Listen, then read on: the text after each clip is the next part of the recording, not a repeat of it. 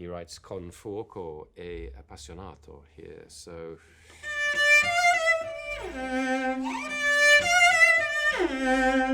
I don't mind if you hear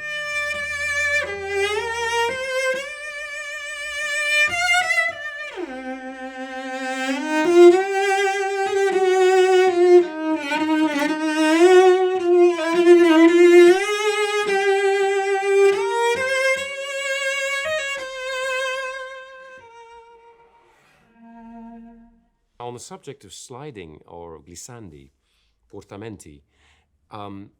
We have to remember that there are so many different ways to slide and contexts when you would want to slide, and in a multiple of different ways. When you're playing in the orchestra section, you have to be very careful where you slide because you're in a group.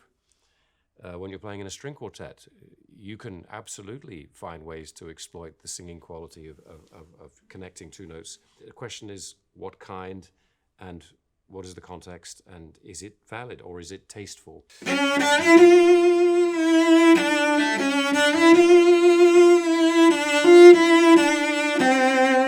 you see I'm using half-step shifts.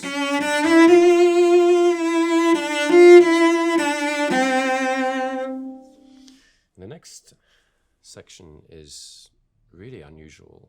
We've gone from this outgoing, as I said, euphoric, ecstatic quality, more than, I mean, he writes con fuoco e appassionato.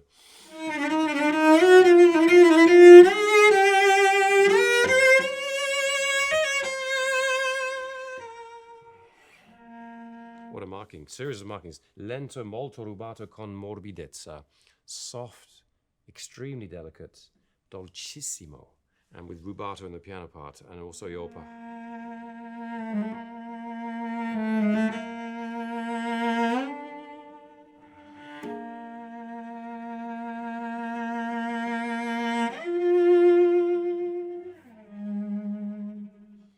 You have to go beyond the instrument here. The kind of special sound quality that this passage needs, I have to think. Well, I just have a cello and a bow and my hands, my fingers.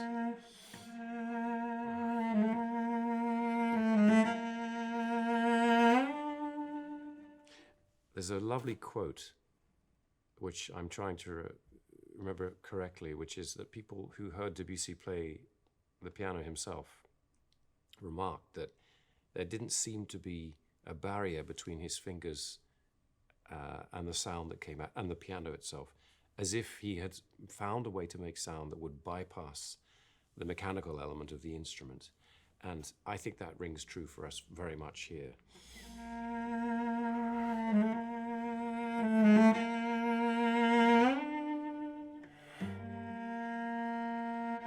So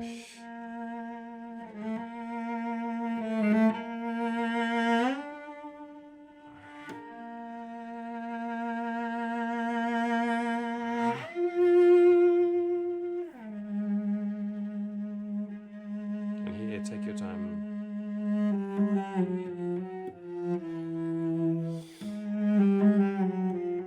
I'm going to have to slow things down.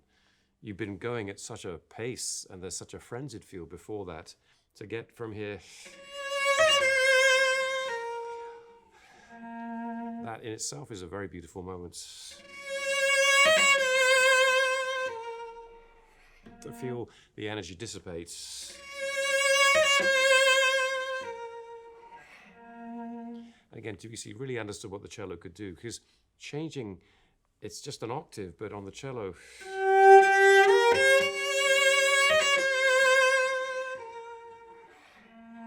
the difference between,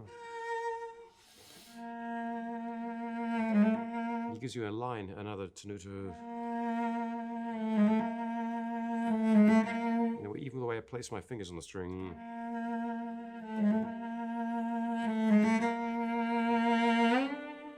And again, I'm playing on the thicker part of my pad here.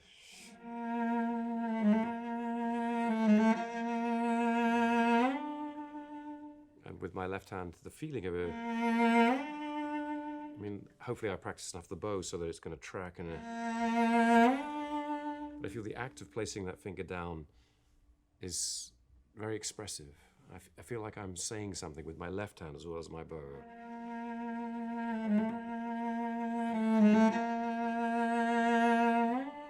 I kind of see the note and I really sing it. Maybe, and here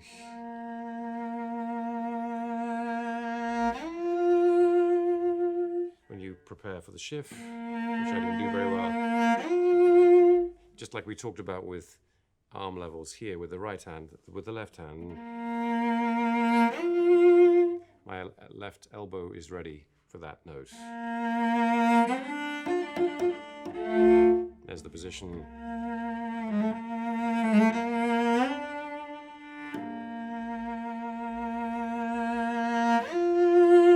See, I just practice it for a second and it's better.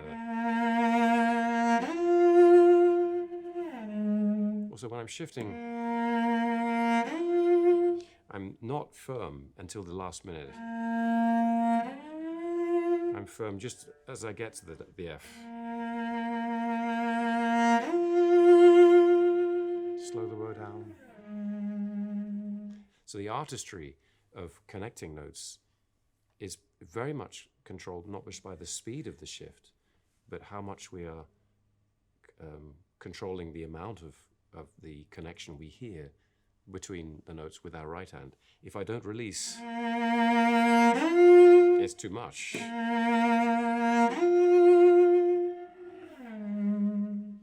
And of course, this is an objective thing. It's up to you to decide how much you want, but you can,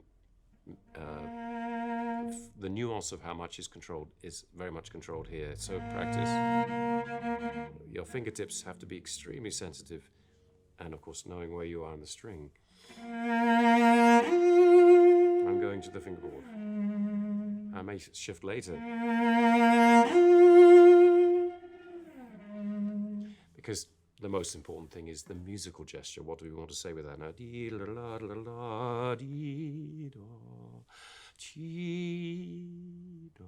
So I'll play it again.